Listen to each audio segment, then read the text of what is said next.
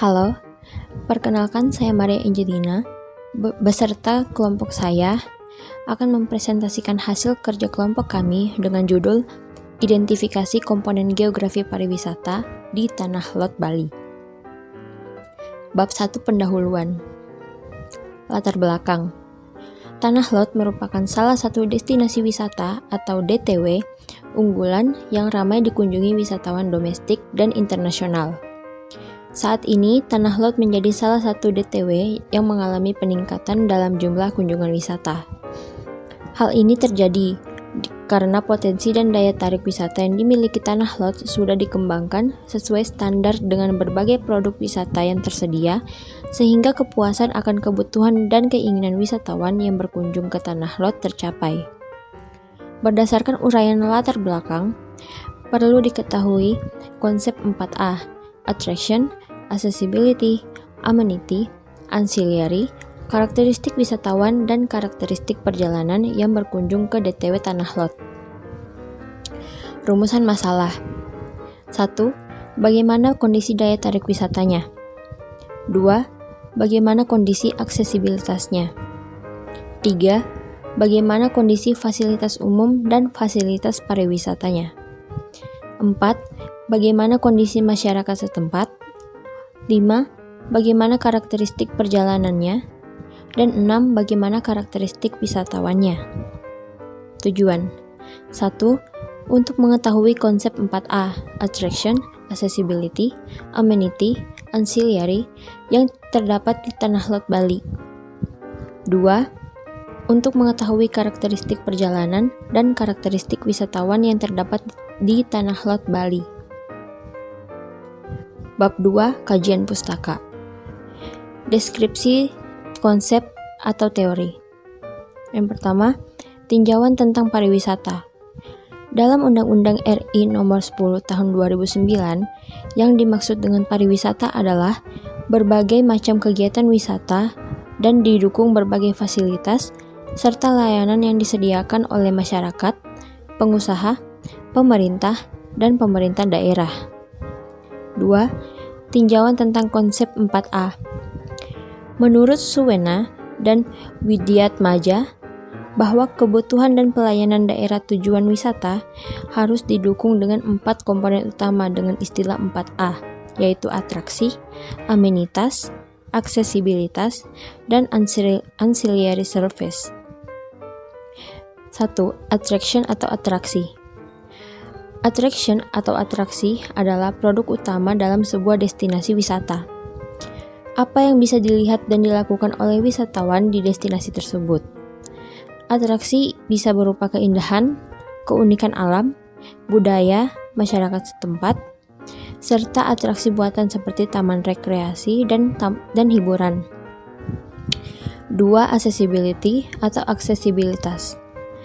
Accessibility atau aksesibilitas adalah sarana yang memberikan kemudahan kepada wisatawan untuk menuju ke daerah tujuan wisata, tidak hanya menyangkut kemudahan transportasi bagi wisatawan mencapai tujuan wisata, tetapi juga waktu yang dibutuhkan, tanda petunjuk arah menuju lokasi wisata, dan lainnya. 3. Amenity atau amenitas.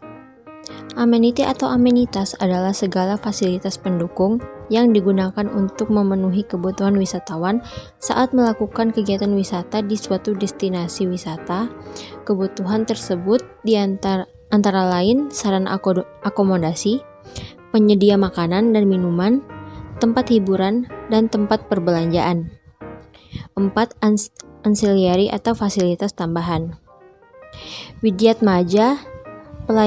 Menurut Widyatmaja, pelayanan tambahan atau sering disebut juga pelengkap yang harus disediakan oleh pemerintah daerah pada suatu daerah tujuan wisata, misalnya tersedianya jasa pemandu. Bab 3. Hasil dan pembahasan. Kondisi daya tarik wisata. Yang pertama ada Pura Tanah Lot. Pemandangan sunset dan pura yang akan kelihatan dikelilingi air laut pada saat air laut pasang. Yang kedua ada Gua Ular Suci. Gua ini terletak tak jauh dari lokasi pura, di mana di dalam gua terdapat banyak ular yang bisa Anda lihat. Nama saya Aisyah Putri Marlita Sari. Sekarang saya akan mempresentasikan hasil kerja dari kelompok saya. Yang ketiga ada Gua Air Suci. Gua ini memiliki aliran yang berasal dari tengah laut. Selain menjadi mata air keramat, mata air di sini juga dapat dinikmati oleh para wisatawan. Yang keempat, Pura Luhur. Pengunjung bisa melihat keindahan pura luhur yang ada di atas batu karang dengan berjalan kaki pada saat air laut sedang surut. Dan yang terakhir, Yeh Kutikan. Di tempat ini, wisatawan bisa menikmati sudut lain pemandangan laut. Lebih dekat dengan ombak, juga ada spot memancingnya. Kondisi aksesibilitas darat. Untuk menuju Tanah Lot, maka pengunjung dapat menggunakan kendaraan pribadi maupun kendaraan travel atau tour. Apabila Anda naik kendaraan umum, akan lebih banyak waktu yang Anda perlukan untuk sampai ke destinasi wisata ini. Selanjutnya ada amenity, yaitu ada lahan parkir yang sangat luas, dan restoran. Di sana ada restoran Dewi Sinta Restoran. Toilet. Meski kawasan Tanah Lot sebagai kunjungan wisatawan dan berskala internasional, namun fasilitas di toilet masih banyak yang kumuh. Selanjutnya ada musola. Dan yang terakhir ada pusat oleh-oleh.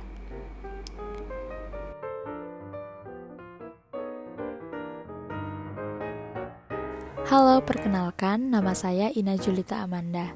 Saya akan melanjutkan pembahasan yang sebelumnya sudah dilakukan oleh teman saya.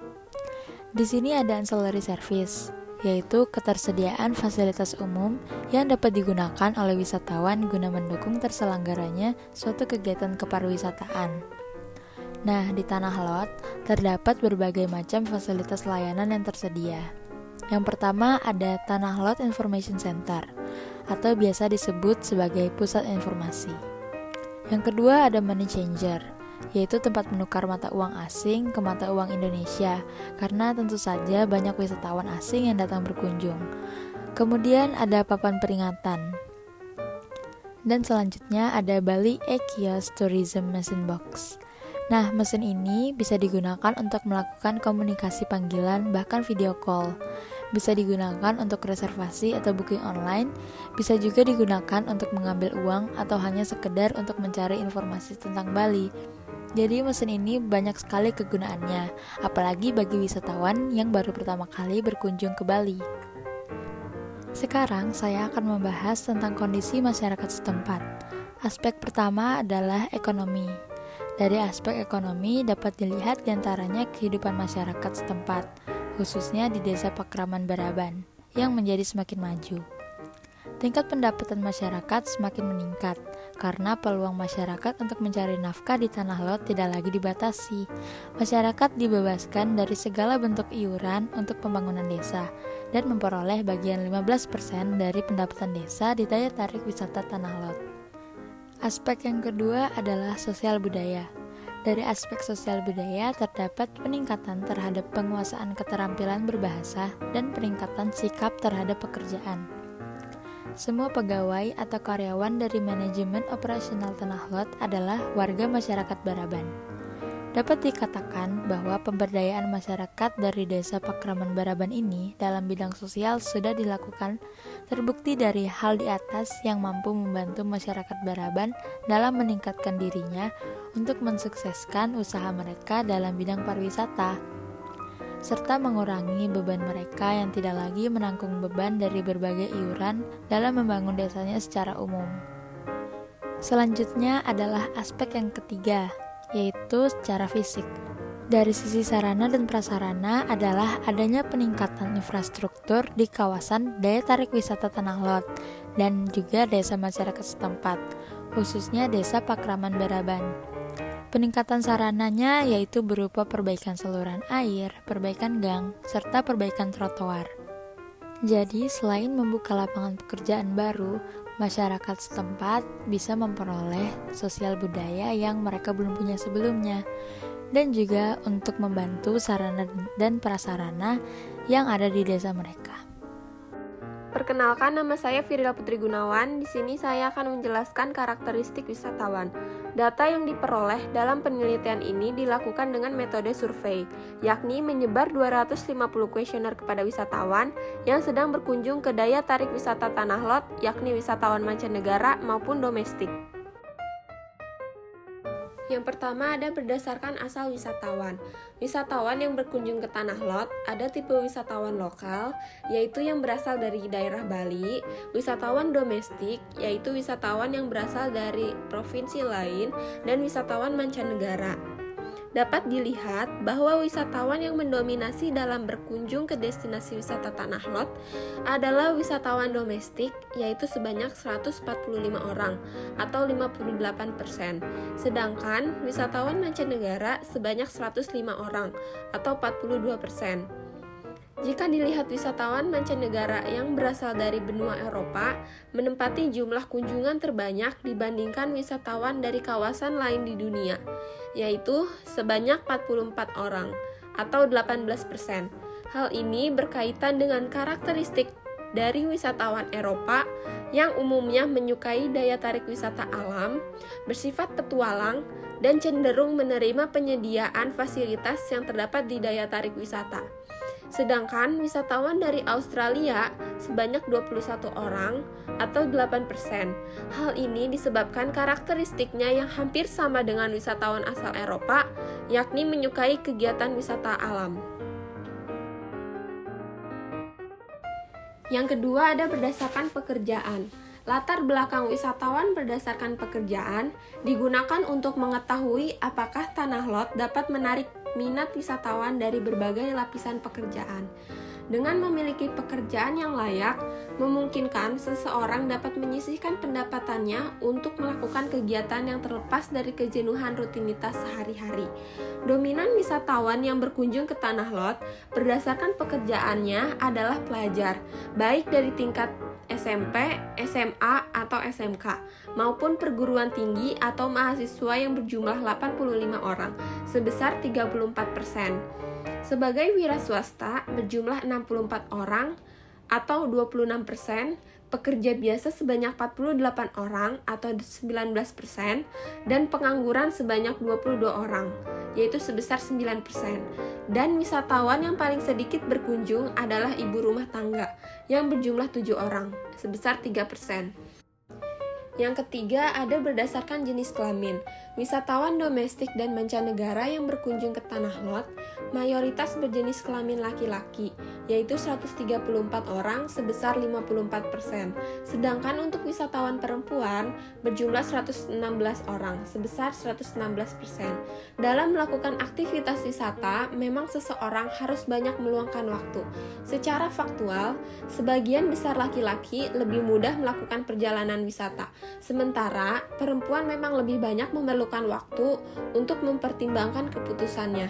Berdasarkan jenis kelamin, terlihat perbedaan antara laki-laki dan perempuan. Laki-laki tidak banyak berpikir tentang keadaan yang terjadi saat berwisata. Namun, perempuan biasanya lebih terencana, seluruh aktivitasnya harus direncanakan secara detail. Selanjutnya ada berdasarkan usia. Wisatawan dengan tingkat umur antara 15-24 tahun merupakan yang paling banyak berkunjung ke Tanah Lot, yaitu sebanyak 133 orang, sebesar 53%. Pada usia ini, sebagian besar yang mengunjungi Tanah Lot adalah para pelajar yang melakukan study tour dari berbagai daerah. Selain itu, wisatawan yang berumur 26-35 tahun sebanyak 49 orang, sebesar 20%. Hal ini disebabkan pada usia-usia seperti ini, banyak yang sudah memiliki modal atau memiliki penghasilan, sehingga mempermudah dalam melakukan perjalanan wisata. Wisatawan yang pada usia ke-36-45 tahun sebanyak 37 orang, sebesar 15%, dan usia 46 ke atas berjumlah 31 orang, sebesar 12%. Pada usia-usia seperti ini, mereka melakukan kunjungan berdasarkan keinginan masing-masing. Dilihat dari faktor jarak dan waktu tempuh yang jauh menuju daya tarik wisata Tanah Lot sehingga dituntut untuk mempersiapkan stamina yang prima. Lalu yang kelima ada berdasarkan tingkat pendidikan. Mayoritas wisatawan yang berkunjung ke Tanah Lot berpendidikan SMA atau SMK dengan jumlah 103 orang sebesar 41% dan universitas atau sarjana sebanyak 89 orang sebesar 36%. Tingkat pendidikan merupakan salah satu unsur yang menggerakkan minat seseorang untuk berwisata. Dengan mengetahui tingkat pendidikan wisatawan ke Tanah Lot, dapat mengetahui segmen pasar wisatawan berdasarkan level pendidikan. Halo, perkenalkan nama saya Rizky Arolan Rawiai. Jadi di sini saya akan lanjut menjelaskan dari apa yang sudah dijelaskan oleh teman saya tadi. Nah, berdasarkan frekuensi kunjungan, ada beberapa wisatawan yang mengunjungi Tanah Lot secara berulang kali. Seperti ada 145 orang atau 58% dari 100% wisatawan, mereka kebanyakan mengunjungi Tanah Lot 1-2 kali. Dan 48 orang atau 19% dari 100% wisatawan, kebanyakan mereka mengunjungi Tanah Lot bisa 3-4 kali. Dan 57 orang atau 23% dari 100% wisatawan, mereka bisa mengunjungi Tanah Lot sebanyak 5 kali. Dan karakteristik perjalanan atau trip descriptor, yaitu wisatawan dibagi ke dalam kelompok-kelompok berdasarkan jenis perjalanan yang dilakukannya. Lama waktu perjalanan. Nah, jarak dari Pantai Kuta menuju Tanah Lot sekitar 23 km dengan perkiraan waktu tempuh 1 jam. Perkiraan waktu tempuh ini dipengaruhi dengan keadaan lalu lintas. Dan jarak dari Uluwatu dan Unggasan sekitar 43 km dengan perkiraan waktu tempuh 1 jam 40 menit. Setelah itu ada waktu melakukan perjalanan. Kebanyakan pada saat akhir pekan, sekitar 7.000 sampai 8.000 pengunjung yang mengunjungi Tanah Lot. Dan pada data yang ditemukan pada saat hari libur sekolah yaitu bulan Juli 2019 bisa mencapai 12.000 wisatawan mengunjungi Tanah Lot per hari. Dan pada saat hari libur raya yaitu Natal dan Tahun Baru bisa mencapai 2,7 juta orang yang mengunjungi Tanah Lot. Dan moda transportasi yang digunakan. Dari data yang ditemukan yaitu ada sekitar 3,1 juta wisatawan yang mengunjungi Tanah Lot pada 2015. Dan dari mereka menggunakan moda transportasi yang berbeda. Ada roda 2, roda 4, dan roda 6. Dan roda 2 ada sekitar 110,642 unit yang digunakan untuk mengunjungi Tanah Lot. Dan pada roda 4 atau mobil ada sekitar 385,843 unit yang digunakan. Dan untuk roda 6 atau bis, yaitu ada sekitar 48.900 unit yang digunakan untuk bisa sampai ke Tanah Lot. Nah, dari semua ini, kesimpulan yang kita dapatkan yaitu ditetapkannya Tanah Lot sebagai destinasi wisata unggulan karena keindahan alam dan keunikan budaya yang beraneka ragam. Mampu mengalahkan wisatawan dari belahan dunia untuk mengunjungi destinasi ini. Dengan segala produk yang tersedia, mampu memenuhi permintaan dan penawaran atau kebutuhan dan keinginan wisatawan, sehingga kepuasan akan berwisata akan dinikmati oleh para wisatawan. Karakteristik wisatawan mancanegara yang datang ke Tanah Lot Bali saat ini dari segi demografis adalah yaitu wisatawan yang berusia aktif dan relatif muda.